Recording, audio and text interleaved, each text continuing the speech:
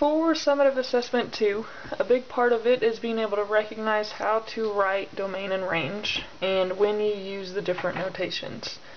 When you look at these, you have to tell which ones are continuous and which ones are discrete, and that tells you how to write your domain and range for these three. On this one, this is going to be continuous because it's an infinitely connected set of points. If I put my pencil down on this point, I can trace it all the way along without picking up my pencil. That makes this a continuous function. And that affects how I write my domain and range. With this one, I have an individual set of points. We're not connecting it. That makes this discrete. And because this is discrete,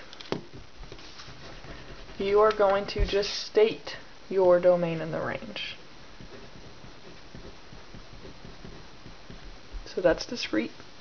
Here we have another list of points, okay, and since this is just a set of points, individual points, this is also going to be discrete.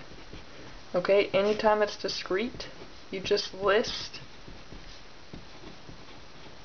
your domain and range. That's true anytime.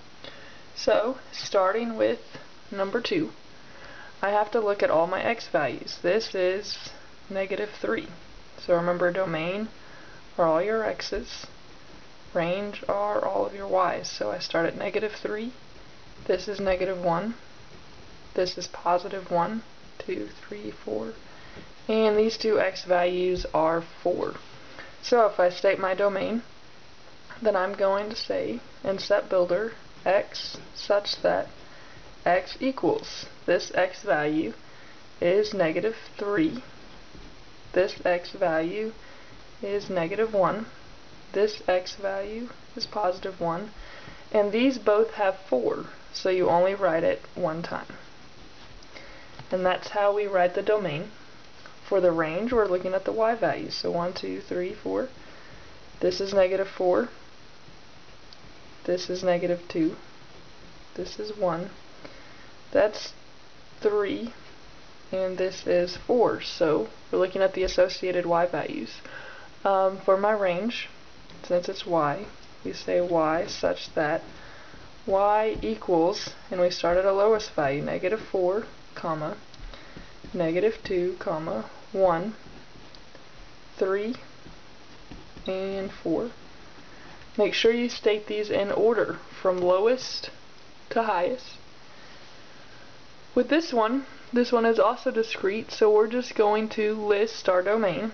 So if I look at these, my x's are 0, 2, 4, 6, and 8.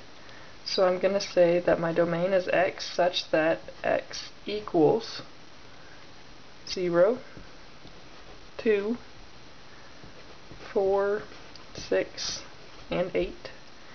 And my range values, remember to do it in order, is y such that y equals 5, 8, 10, 20, and 12. So I'm just going to put 5, 8, 10. Now make sure you do these in order from lowest to highest, 12, and 20. Okay, so that's how you do it with discrete. When it is a function, you have to look at your x values. If any of your x values repeat, okay, it is not a function. But all these are different, so therefore, is this a function? Yes, it is a function. All different x values.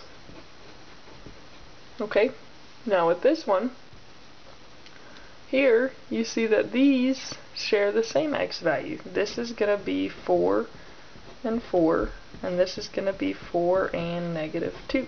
So you notice that the x values are the same. Is this a function? No. The x values or the domain repeat. So that's how you do the domain and the range when it's a discrete function.